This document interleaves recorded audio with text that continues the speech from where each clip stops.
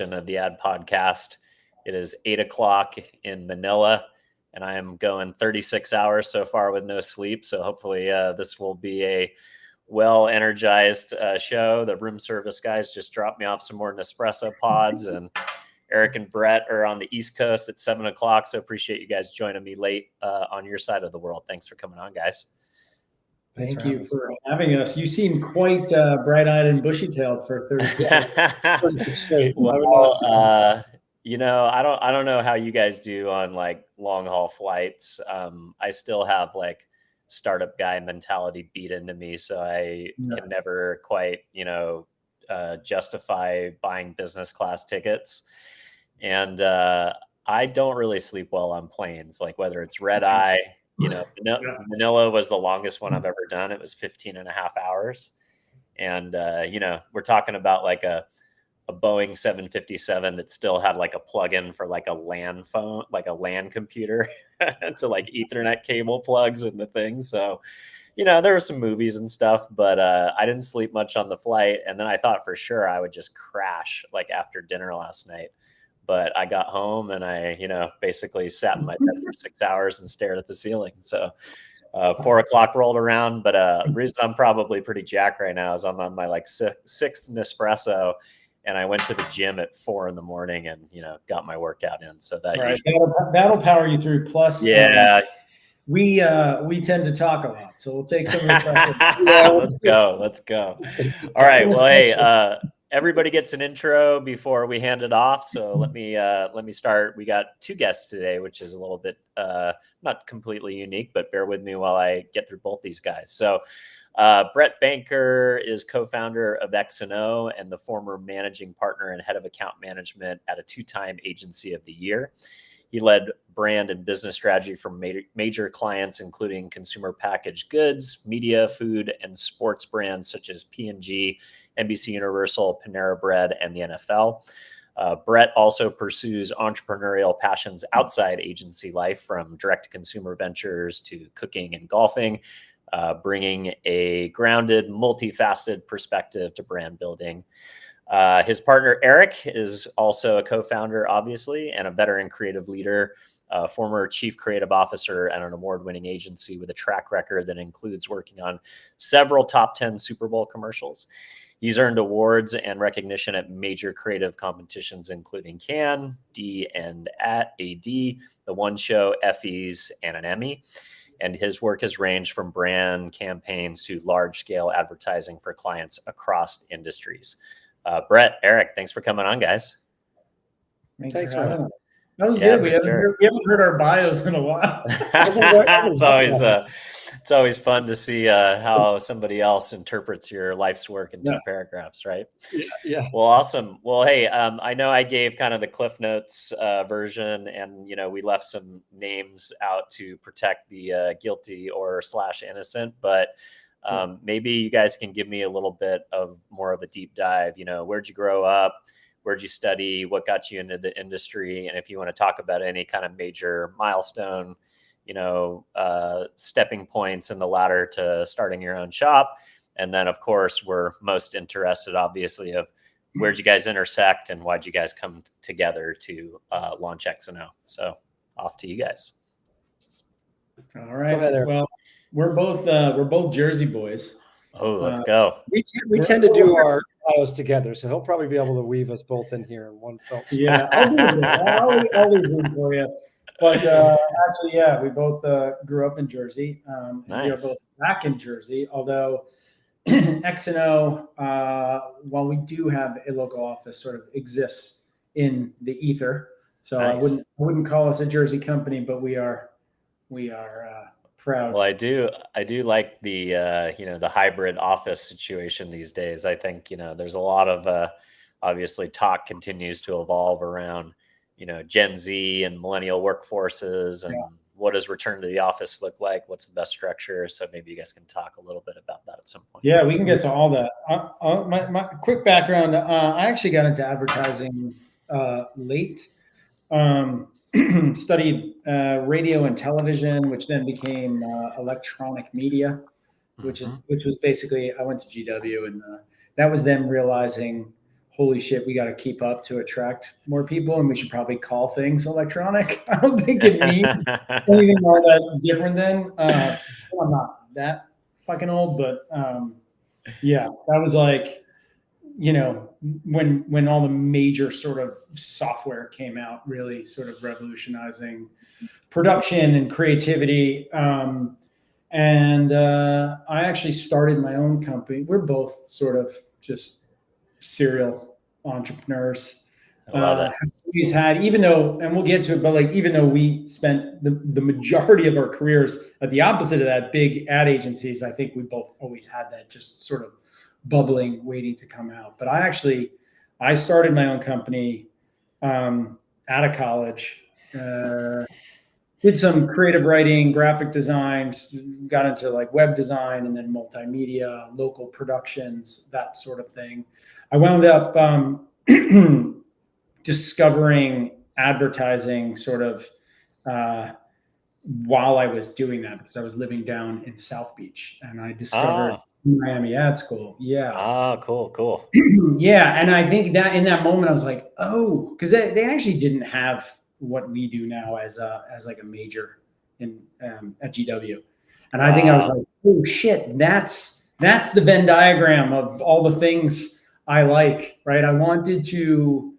I had like aspirations of being a filmmaker. I wanted to write, I wanted to make movies, but at the same time, as I said, I had my own company, and I never wanted to be a starving artist. I was just like, I'm not going all the way. And I found advertising was one of those things, from what I read, that was just like, oh yeah, that's where all these creative people can go, but still sort of like have a job and make money, Totally and I was always interested in sort of, the brief itself, not just the making of beautiful things or witty things, but sort of solving the brief. So I wound up going to Miami ad school sort of a little later than most, and then spent my career, took me to New York afterwards, got my first sort of big New York job, and became, I don't know, what do we call our serial monogamous, I guess, right? But, it's like, rather than moving often, I think that the general was like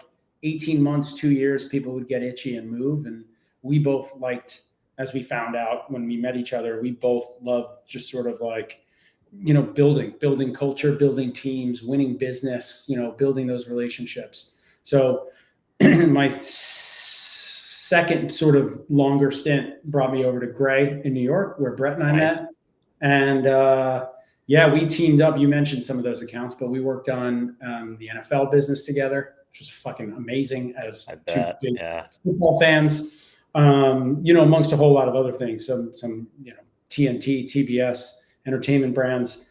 And from there, I left after a certain number, after 6 years maybe, to go over to an agency called Anomaly.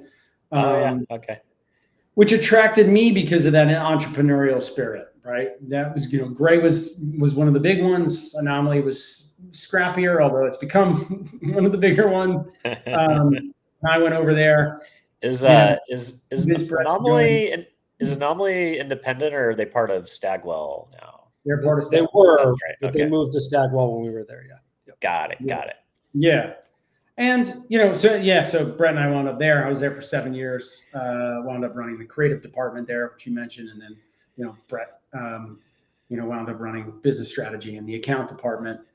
And then, again, took us longer than most people typically, but we got itchy ourselves. We talked a lot about starting our own thing. But we didn't want our own thing to just be another version of all the other things with our name on it. And so we spent a good amount of time really just figuring out what that thing was, what need we were actually servicing, both our own and the markets, right? Thinking about, we at that point had obviously the fortune of having, relationships with really big brands, blue chip brands, from between Gray and Anomaly, and I was at McGarry Bone before that, like some of the biggest brands on most prestigious brands on the planet. So we had great contacts. We spent the better part of the year just having chats like this with a lot of brand leaders, just going, what's going on? Tell us about your relationships with your agencies. What do you love? What do you hate? What are the winds of change? Like, what are you scared shitless about? What are you excited about? And a lot of that was sort of precipitated by the pandemic. Trying to figure out what's going to stick, what's going to be permanent from that, what's, maybe goes back to normal, and what are the things big agencies just aren't capable of pivoting towards in the short amount of time that we could stand up from scratch. And now I'm doing the thing. I said, I'm just going to talk nonstop if you want to pick it up. All right. Yeah, go for it, Brett. What did Eric leave out? He did that bio very well. The only thing I would probably add, at least what makes me unique in the business, is I'm one of the rare birds that decided when I was 12 that I wanted to be an Wow. actor. So my brother and I used to create ads. I would write, he would draw. And I loved Eric will, as one of the best writers I've ever met, he'll give me credit at my ability to write. And then I got to school and I studied marketing and advertising, double major at James Madison.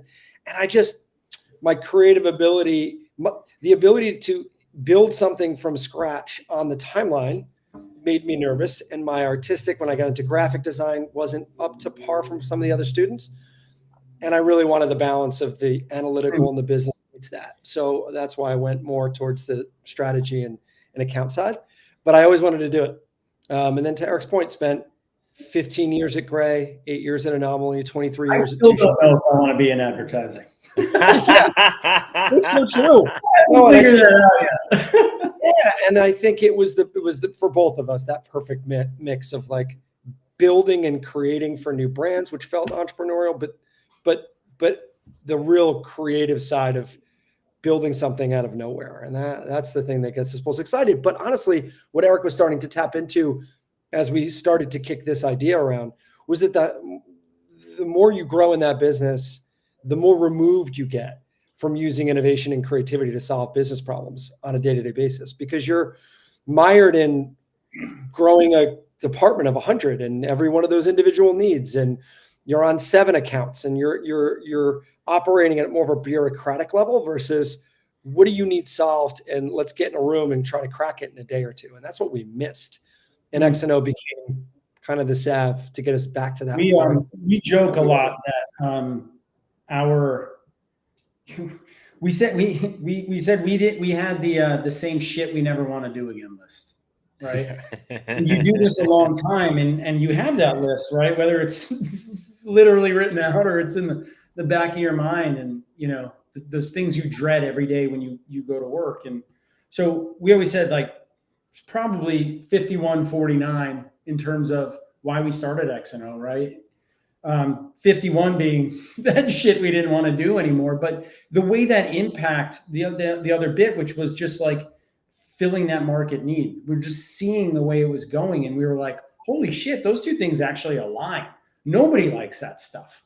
The clients don't like that stuff. Our talent, the best talent we have, doesn't like that shit. So why do we keep doing it? And it's just because you become part of a business model that, like, it's just the way, and so, that list then literally became, pen to paper. And we're like, this is the sort of formative principles of X&O. And it was, that bit about solving problems with the brains who are best suited to solve those problems. That's the proposition. That's the proposition from day one. And we've never wavered. And, we said the way to go about that is to free up, as Brett mentioned, as you become quote unquote better and better at what you do, you move further and further away from it, which doesn't make sense. You get thrust into these other roles. And so we said, well, let's take those brains who are amazing at those things and let's point them only at those things and free them up from all the other nonsense, right? From worrying about the bottom line of the agency, from worrying about, not that these are bad things necessarily, but they get in the way of servicing a business problem at pace, right? So, because I was just going to say, freeing them up from things, sometimes mentorship, sometimes, cultural activity. Yeah. which is important. Things, especially for a traditional agency, but for our model, they're just things that get in the way. And we think about we wanted to bottle the pitch process, right? Because when you have a big pitch, the way that you win that thing, you're not encumbered by like politics because you don't know this client as well as you do for somebody that you've, serviced for 5-6 years. So you're looking at the problem at face value. You're going, we have no time. We're not being paid. So we better be efficient, right? And so we go, you look around the room and you go, who are the right people? Who understands this context? Who understands this culturally? Who understands this category, these channels? And then you go, I need you on this thing. And they're like, well, we're juggling these other 10 things. You go clear the fucking deck and you make it happen because it's important. But it only happens in those fleeting pitch moments. And then you go back to business as usual, which is servicing the account and being on the hamster wheel and making sure everybody's happy and, making sure the business isn't wobbly. So we said, well, let's just do that other thing all the time. And that's awesome. That is the foundation of X&O.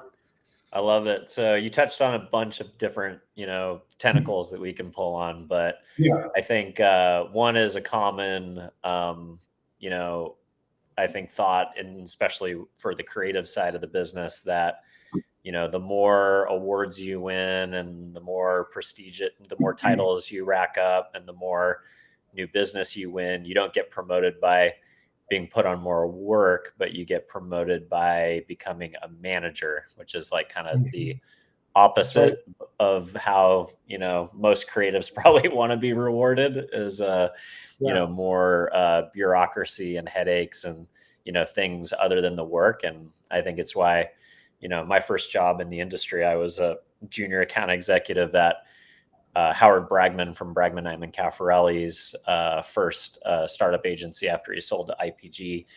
And, that's basically what he said. He said, I'm not doing PR anymore. I'm basically, worrying about comp plans and, trying to figure out where the Christmas party is going to be. And, like just all this stuff that didn't have anything to do with the actual practicing of being a PR, executive. And I think that's true. I don't know. I haven't really found a way to solve that, or anybody that has specific ideas within the big agency world, but it sounds like you guys really broke off specifically to solve that problem at scale. So, so basically you guys are taking the process of a new business pitch and that essentially becomes the product within the agency. Can you unpack that a little bit? And talk about how that works and how do you charge for it and how do you make a one thing I do want to push on what you just said though, is it's interesting.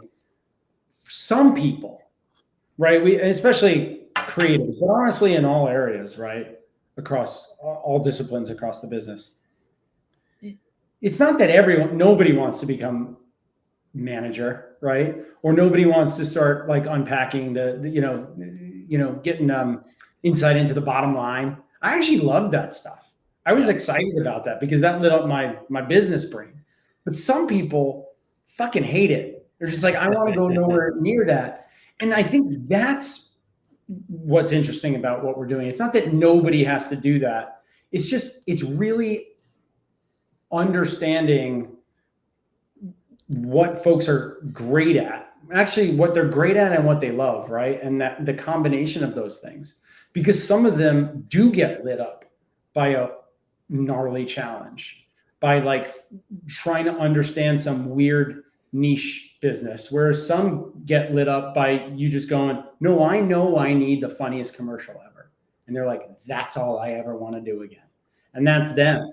And so what we've done is said, well, let's only put people in the position, that they want to be in, or that we think they play.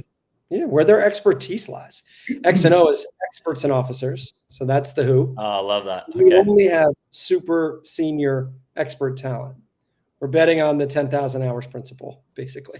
And that's not to say everyone is as old and ragged like Eric and I are at this point in our lives, because we do have some that are a little bit younger, but they do have a very specific expertise. So we're always trading in specificity of talent.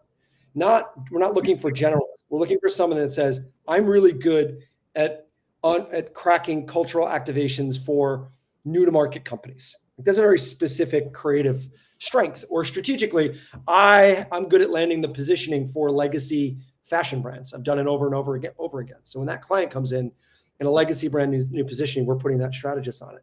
We're always working in typically 3 to 4 week sprints on average, sometimes 1 week, sometimes 6 or 8, but usually no longer than that. So when we say bottling the pitch process, that's usually like a month process. So we're going from defining the problem with the client, writing a brief, getting the right experts on it, and cracking that and bringing, immediate and outsized answers in roughly a month. That typically takes an agency 3 months or 4 months to do that, because of most of the people on it are, as Eric said, working on 5 other things, right? They're on a bunch of other clients. So maybe you're getting 20% of their time. And then the third thing is when you put very specific and senior brains on it that have done it over and over again, and you tell them you need to be 100% focused on this thing over this 1 week or 2 week that we engage you, you can go really far, really fast. Because in an agency, you were never getting 100% of me and Eric when we were running our respective departments. When one of our old clients said, got a big problem, I need you to, they'd be lucky if we can give 10% of our time, because we were running departments and we were on 2 pitches probably, and looking across 7 clients that we're responsible for. So you just can't create the time. And when you mentioned earlier, other agencies can't do it, I don't think they want to do it, because what it requires is they need to create a group that is always on a free agent basis, and they are ready to jump into a problem for a very concentrated period of time. But they don't want to do that because they want those people paid for by clients. So to do that, they've got to add value to those clients, and therefore that now you're on the sheet at 20% to that client and 20% to that, because they need you paid for. But what they should do is create that group, that nucleus of really sharp brains that are diverse, that could jump in on problems on a dime. They just are unwilling to do it. Yeah, no, that's really interesting. I think you unloaded a couple of other directions to go down. I think one is the idea that when a new business pitch comes in at a new agency, people are already assigned, and if they're not being billed at least 50%, people are questioning, what they're doing there. Right. So, and you want your best people on the new pitches, but they're generally the ones that are on the most important clients and doing the most important things and have the highest billable rates on those accounts. Right. So basically you're asking them to do overtime on your best people in order to service a business pitch. And like you said, the other component is you don't get paid for it most of the time. I have been paid by a brand at my last agency. I had a 9-year run with them, and we were paid for a pitch one time, $10,000. Yeah. And it was cool like that. And it was shocking. It was shocking to even, hear the idea of oh yeah, we're going to pay you because we value your time. We value your time, A, and B, if we love the ideas, but we don't necessarily think you guys can pull it off, we want the ideas. So, so I thought that was interesting too.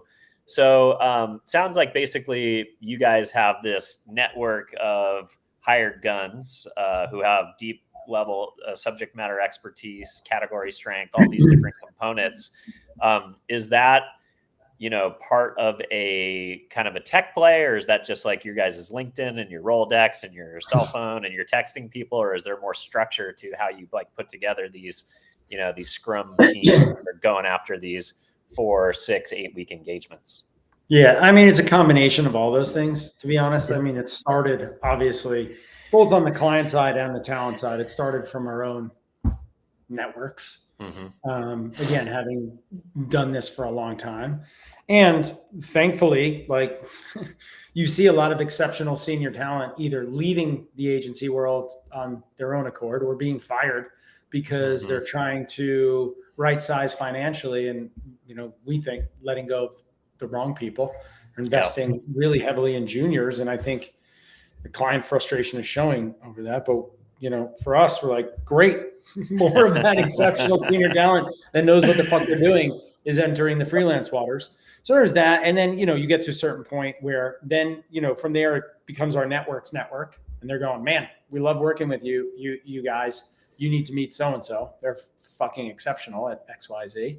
It's that. We do work with recruiters as well when we get really specific in terms of, it's not just exceptional talent. It's just people who we know can thrive in our model, like the pace at which we work at, the clarity that we need of ideas, right? This isn't sort of throw shit at a wall, put your feet up and stare at it for a month and see what sticks. Yeah. So it's some of that. And, you know, I mean, that's really what it's been to date, honestly, our own network, our network's network and recruiters. In terms of how we, it's not so much a tech play as it is just cataloging people in a way that you don't have to in the agency world, or that you don't try to. And I think, you know, because in the agency world, you're looking for those well-rounded Swiss Army knives, because you never know which brief is coming in tomorrow.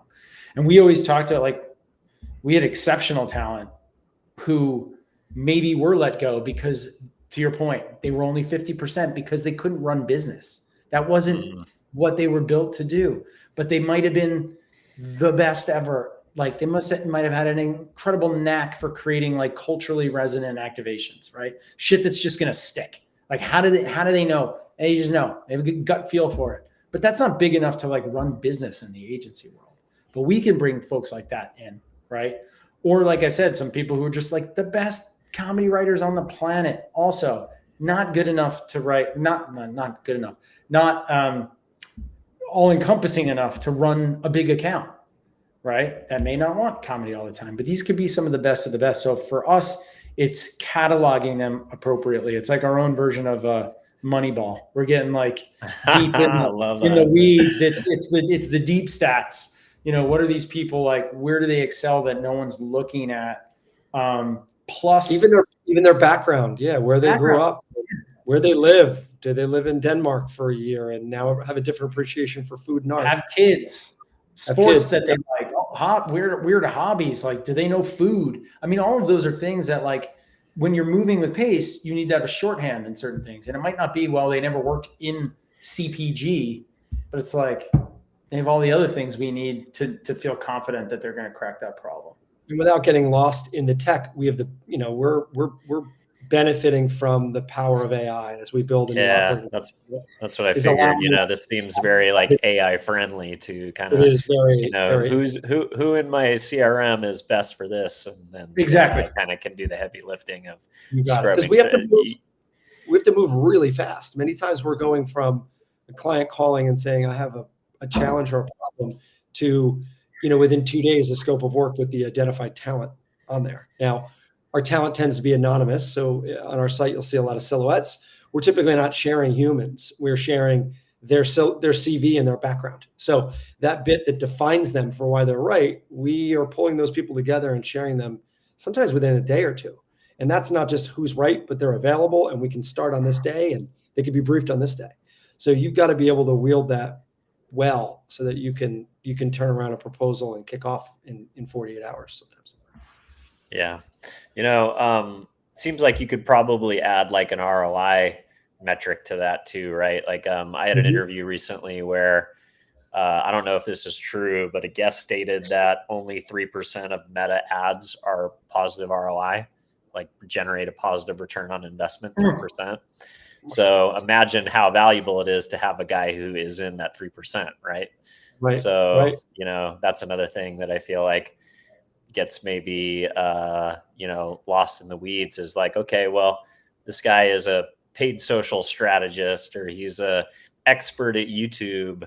Well, what does that mean? Like, did he generate money for his clients, or did he actually like move the needle on a business situation? And can that be part of the equation? I think that's kind of interesting as well.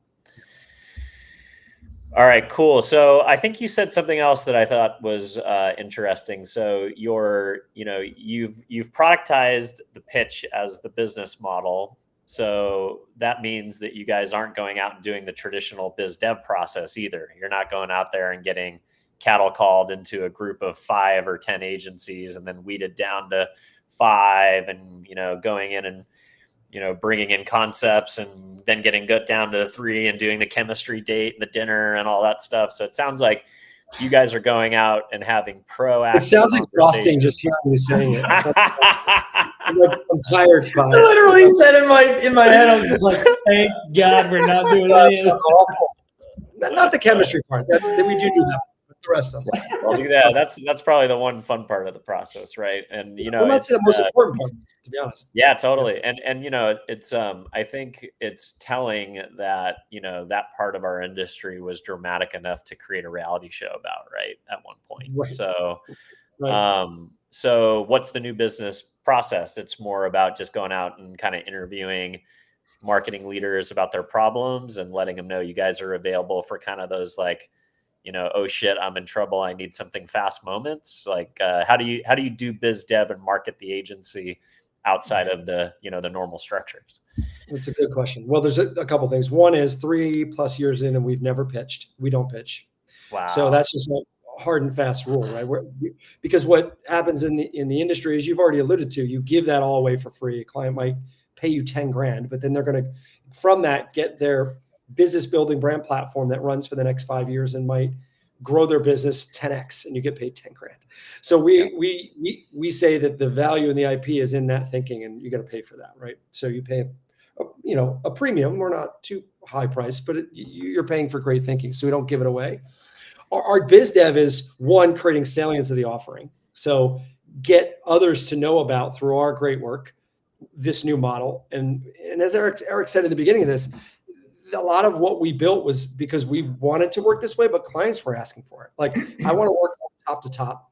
I want to be sat next to smart people that can crack my problem quickly. My budgets are going down, but so is my timeline. So like, most agencies can't deliver on that, but we as a company, we deliver against all of that. We work quickly. We're well priced. We're going to give you great output, and you're only going to work with senior experts and officers. So creating salience for that offering is probably the first. The second is, once we get in with a company and we get project one, we're building through organic growth, because they go, wait a minute, I paid, our typical price is $150K for 3 weeks of work. And for that price, if that were a big agency and it took them 3 months, that's an incredible value. So we tend to have a high repeat. So we don't have to go out and pitch net new too often. And then if we are engaging in what looks like a quasi pitch process, it is give us a proposal, meet us, do a chem session, present your creds, and maybe just like, what do you think of our business? Like, we'll do that in a proposal, and we'll do those for clients that we feel are the right fit for us, and we'd be the right fit for them in the pace at which we're going to work. And in the type of answer they're looking for, which sometimes we can't, because we're never going to be the always on agency that is going to give you output for 12 months. So we get excluded from a lot of processes pretty quickly, because we're just not built for them. Those are probably the 3 big ways that we're driving business. And we're lucky. We have not had to really go out and seek and build a new business department or bring in individuals that are out pushing on our behalf, because we've been able to grow across those 3 pretty efficiently. Yeah, that's interesting. And I think also, I would imagine people are coming to you, like you said, you're not the output shop pumping out, 900 banner ads and, versions of like whatever digital spot. It's like, people are probably coming to you with like bigger problems to solve. That is what we want. It almost smells like Super Bowl moments or something equivalent, right? Like, it's Even like, beyond, we always say jokingly that we've been helping CMOs sleep since 2022, because like, we want to be called for the things that are keeping the C-suite up at night. So yeah, it's typically not the banner ad, but it's why is my innovation strategy failing? Why is 1 out of every 7 products that we put out successful, and the other 6 are failures? And there's something wrong with my strategy or my pipeline. Help me fix that. Who is the right audience to be talking to? Because it feels like we haven't pegged our segmentation right. I need the next big brand platform that this brand can grow within for the next 5 or 10 years. Like, those are the big questions that we want. It's not give me a piece of disposable content, because hopefully clients are building, that when Eric said we did a lot of that research up front, it was not lost on us how many clients were building in-house capability for more of the making. But what they really weren't investing in, and they still really haven't, is the expert business, brand, and creative thinking, or business and brand strategy and creative thinking, that you need to unlock those big answers. And this is a big investment for them to bring those folks in-house. So that is typically where we fill the gap. And then we're also, you might have alluded to this early on, but we are a little bit of a break glass when in emergency kind of partner. So I hired an agency. I brought in-house teams. I've seen the first few rounds of work.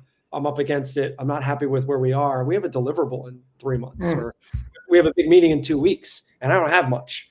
So we do get called in to come help bring some new and innovative thinking in a short period of time.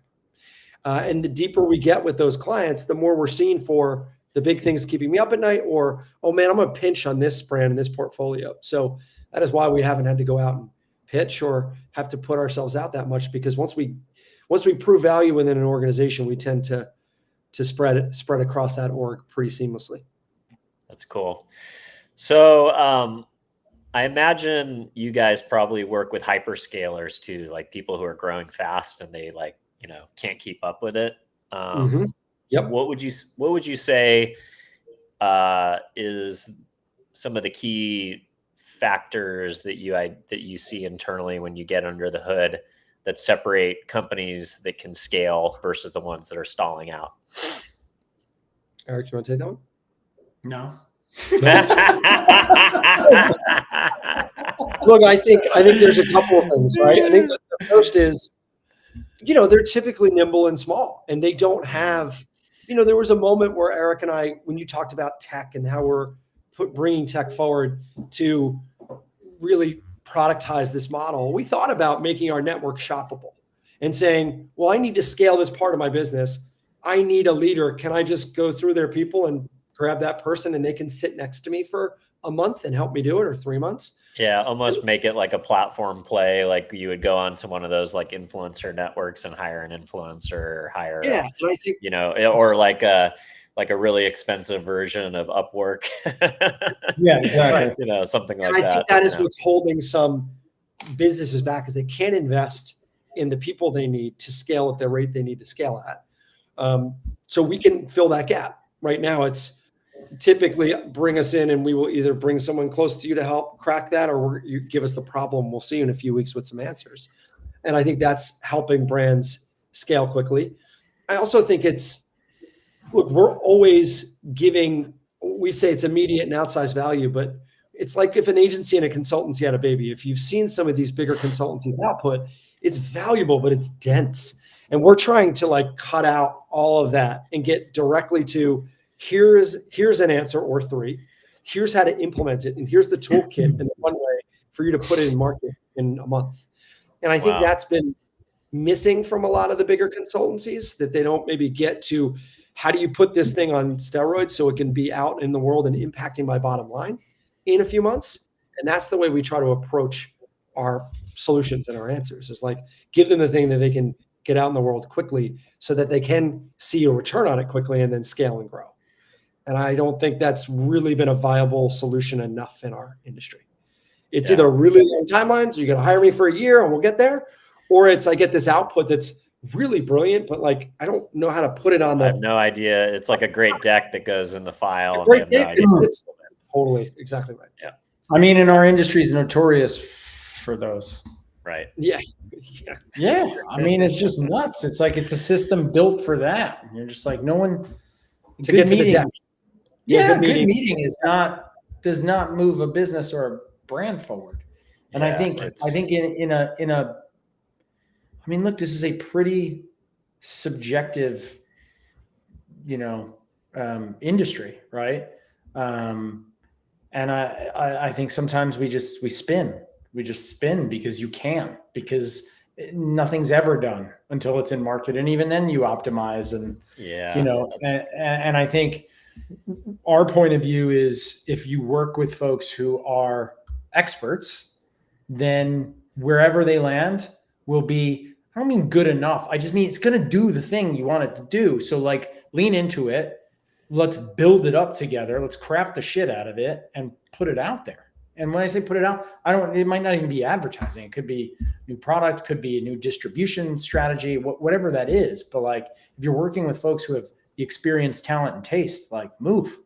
Yeah, you gotta get work out. I think the interesting thing about the advertising space, like you mentioned, is that everyone has an opinion, right? It's like you would never go to your chief technology officer and be like, like, I know we're using Google Cloud, but I really prefer, XYZ platform or whatever, it's like, but I think because I don't know what the latest statistic is, but you see those statistics all the time. Like, oh, we are impacted by 50,000 messages a day. So everybody sees a lot of advertising, so everybody thinks they're an expert. And then the more people that are weighing in on it, the more bland it gets, and the more generic it gets, because people who aren't actually skilled to make decisions about this stuff then start weighing in, and then it just kind of becomes sea of sameness, I suppose, or something that's kind of self-flagellating or self-serving for the organization, but maybe not the consumer. I also wanted to get your guys' take. So we talked about AI on how you can kind of leverage that for going to the well and surfacing your experts, but I could see this probably, the side where I see AI being most useful to the agency process these days is one around segmentation and audience insights, like the insight side. Like you talked about it, like you used to go hire McKinsey for months to do, online surveys and focus groups and all these first party, surveys. And now you can plug into some of these AI models that just go scour the internet and come back to you within seconds with personas. And, you can kind of synthesize the data of the world a lot faster than you used to be able to kind of get to an insight a lot faster. And I feel like the other area where it's kind of really accelerating things is in the storyboarding, kind of creative concepting side, not necessarily finished work, but getting to something that you can show clients that's better than a mood board or you can get to film a lot faster, even though it's not the film that people are going to see. Any other parts of how AI is helping with these extremely fast sprints outside of those two that I mentioned? We're using it in those capacities for sure. I mean, we've delved into AI groups, those personas. It's amazing. We've actually run a test, human group against AI personas. Is that the synthetic audience or whatever, Right. concept? Okay. You got it. Yep. And it's incredible, how close they are. And it's not like there isn't room for error, or you can second guess it, but there's the human side of that is fraught with issues, right? You're paying people to sit in a room and have an opinion out of context is already there's issues there. So yeah, we use AI in that capacity. As you said, I found on the creative side of things specifically, it's amazing as a tool. I found it gets better and better every day at everything except for coming up with the idea. It can't do it. And I think because that is the thing where we connect dots that it doesn't connect. We come up with things that are off kilter and strange, and I don't mean in a tonal way, but just that's why they feel new. That's why ideas feel new to us, and everything it spits back is derivative. Yeah, well, and so it's something you can find, right? It's finding things and then piecing it together versus really. I think its intuition is to be right, and every time anybody we sit with goes, all right, this might be crazy, but that's the good shit, and it's not doing that. And I'll never say never, because I have no idea what it'll be like tomorrow, but that's one we found we just can't go there, which bodes really well for our business. But if we can arm all of our experts with it to move faster, I use it often as a sounding board. I write, I don't ask it to write, but I bounce stuff. I get to it just enables me to write faster than I typically do. I think synthesizing, we use it a lot to synthesize information.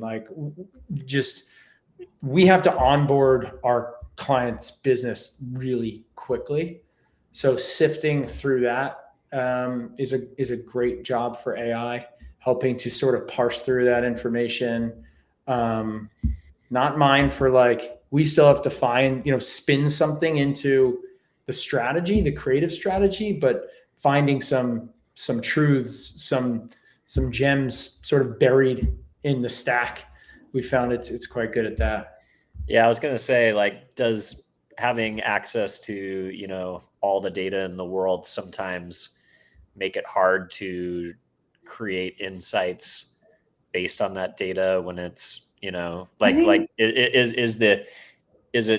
could it be more impactful or equally as impactful sitting down with a consumer and having a 1 hour, interview with them about why they love something or how they think? Maybe. I think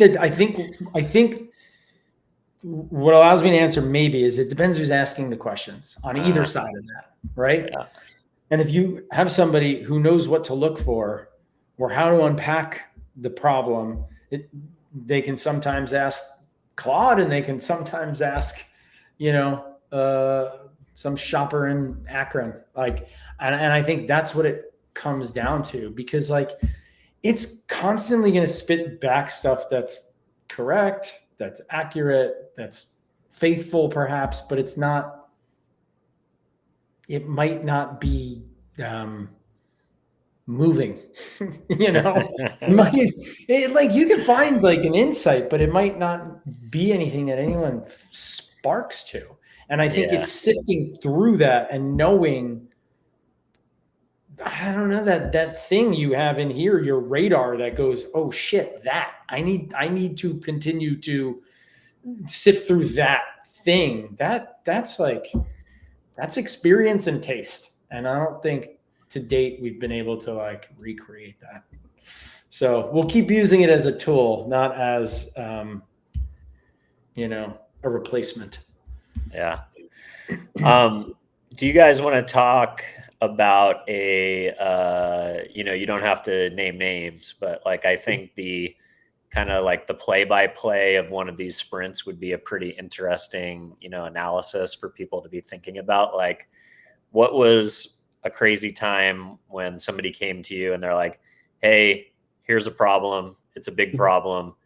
I need results fast. Do you want to maybe walk me through an example of one that, felt maybe audacious and oh, wow, we're swinging for the fence pretty hard with this timeline and this issue, and it worked out? It's probably I would say half of them.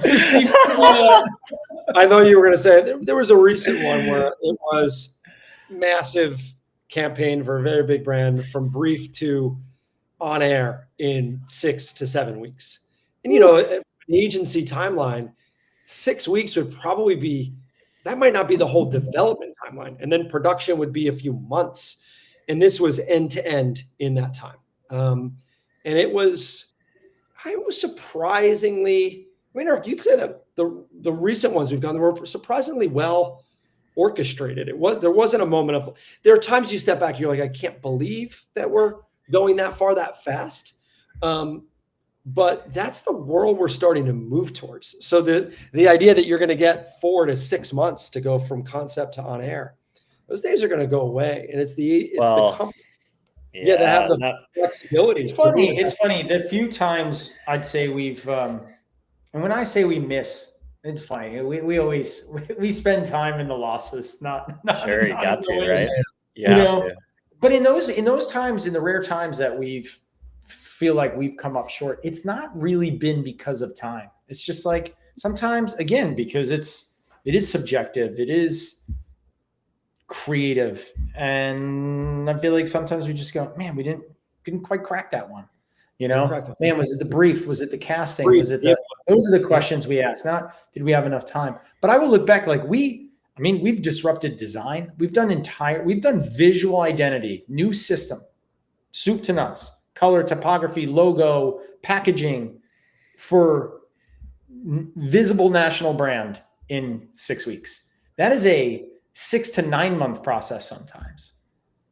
How did we had a clear brief. We were working top to top with very decisive leadership on the client side, and we had talent under our wings, and like we did it. And it didn't feel nuts to us. It was yet another validation of our hypothesis, right? We've created a value platform for fast food. When I say value platform, I don't mean the ad campaign. I mean the thing. What is the offering? The brief was like, hey, we need our like Subway $5 footlong. Like, what is our thing? Yeah. So, right, that will like move the needle in sales, but also gain cultural traction. That again seems like something that should take a really long time traditionally, but between creative firepower who's worked in the industry and folks who literally do that for a living, right? Understand sort of the metrics and the cost of goods and the insights in terms of what folks are looking for at lunchtime. Like, you put the right team in a room and it's really amazing what you can do in an afternoon. Yeah. It feels like maybe a little bit of a reaction to like attention span and social too, right? Like the idea that, the average trend on social media can be born and die in 5 days. Mm-hmm. And, brands kind of feeling like they need to, be in every cultural moment, whether they have the authenticity to be there and the voice to be there or not. When do you think it's right for a brand to, identify something and try to move quickly on it? Or when should they be more, thoughtful and really like think things over? And what would you say are some of the key questions a brand should ask themselves on whether they should glom onto an insight that seems to be trend-based? Eric, you had a LinkedIn post about this. I want you to answer that. Yeah, it was about that whole fucking kiss cam that like every brand under the sun, they're like, and they're sitting there going, oh, how can we, they're drawing up fucking word clouds and going, okay, we sell this is about this. How do we link the dots to be able to talk about it?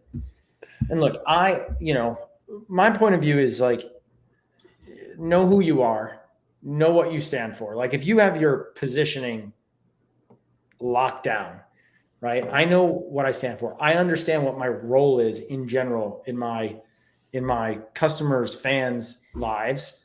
I know what I think your brand persona needs to be mapped out. And when I say persona, it's like, man, gone are the days when like all you did was show up in an ad and therefore it was like a list of adjectives. We are this, we are not this, we are this, it's like, we are confident, we are not assholes. You're just like, well, nobody, if every word on the not side is a word that no one wants to be, then it's not helpful to you. And I think having those words be things that some people want to be, but you go, I'm not that, right?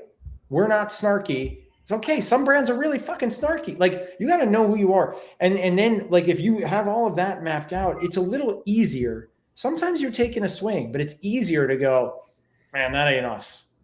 And we've even mapped out for brands. Here's how you talk. Here's your personality. And when I say personality, I'm talking, we'll map that out in like 20 slides, not one. We're cooking up muses for these brands. It's if this and this and this had a baby, and you're taking this parts from this guy and this parts from this gal, and you go, oh, I start to understand who we are and how we talk.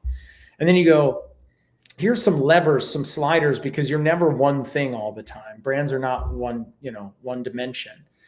And if you go, but so now here's how we adjust these levers when we're launching a new product. Here's how we adjust those levers when we're doing damage control.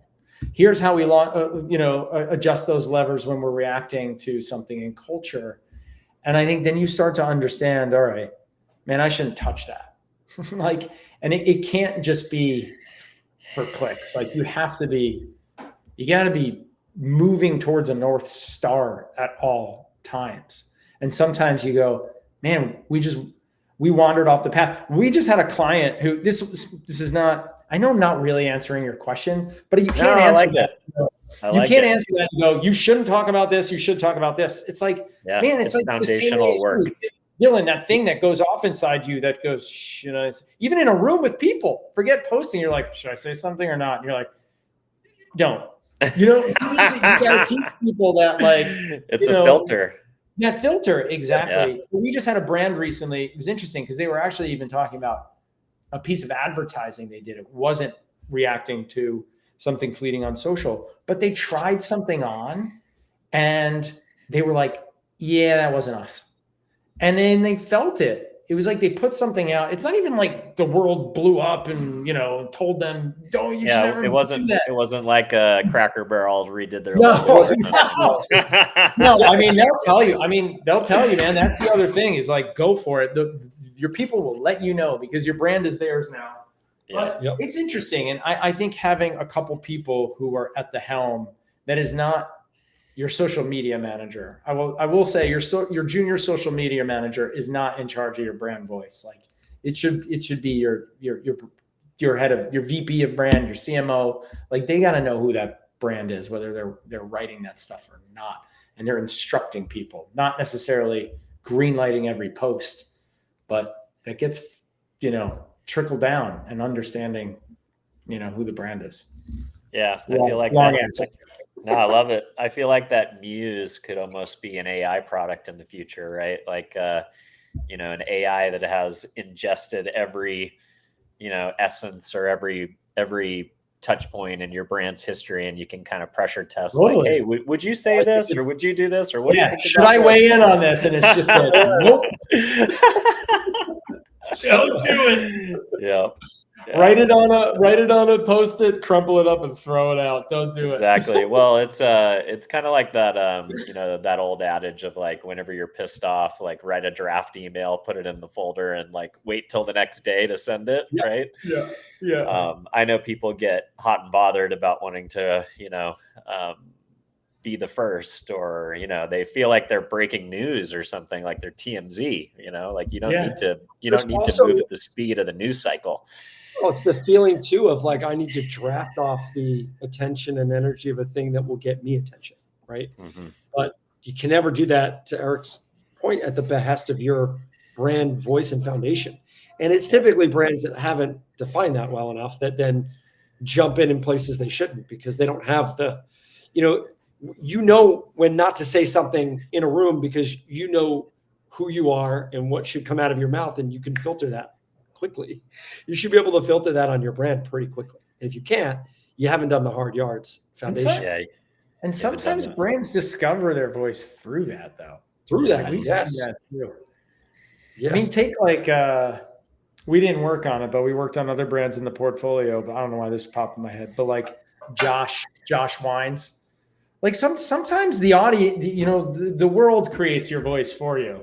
Like they just co-opt the thing, and sometimes you're against it, and sometimes you fucking roll with it, and you're like, all right, I guess we're that now, Yeah, I worked on the Jeep business for many years, and if you post anything on the Jeep social feed that isn't a Wrangler, get ready to take it, hard from the community, right? Like you said, like your brand is not your own.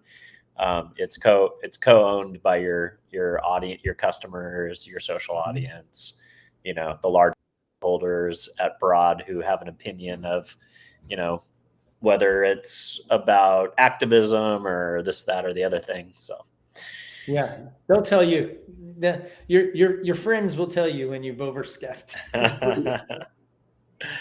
Nice. Is there a trend in commerce or brand storytelling that you are excited about that you don't think is overhyped? That's a good one.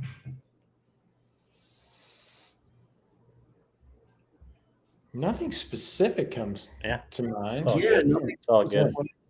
Yeah. Cool. Well, appreciate it, guys. Appreciate you taking an evening to spend a little time with our audience and tell them a little bit about what you guys are doing over at Hey X&O. I love the concept. As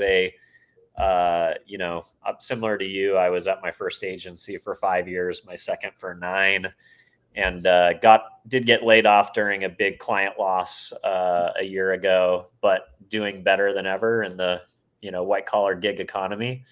And, as much as like at first I was like, oh, this is weird. I'm not getting like full-time offers the minute I hit the streets like I used to. Right. But I think, it's almost a more exciting way to work. And, you're not in that situation where if you do get a layoff, then like, clients come and go, and it's kind of like running an agency of one in a way. I think more and more, especially senior people, but even young junior people should start thinking about, how do you put together your work experience as a series of interests and projects and monetization strategies and side hustles. Like there's a lot of way to skin the cat and be a well-rounded human, other than being a corporate, person, because, as we have seen, as much loyalty as you give isn't always, sent in the other direction sometimes. Certainly So, not. Yep. all right. Well, gentlemen, if folks want to learn more or connect, where would you like to send the audience? Yeah, they can find us at X&O Co and send us an email through there, or look us up on LinkedIn. Yep. Awesome. Very cool. Well, if this is the first time you're seeing the show, don't forget to give us a follow or a subscribe. If you're listening to the show, an honest review on whatever podcast platform you happen to be listening on is a great way for us to find a larger audience. And last but not least, if there's a marketer out there that is losing sleep, or a executive who you think should become part of the Hey X&O network and offer their expertise up as a hired gun in some of these interesting sprint assignments, or just somebody who you think would benefit from my conversation with Eric and Brett today, don't forget to share the show. And with that, I'll keep following along, guys. Thanks for coming on. Appreciate it. Thanks, Dylan.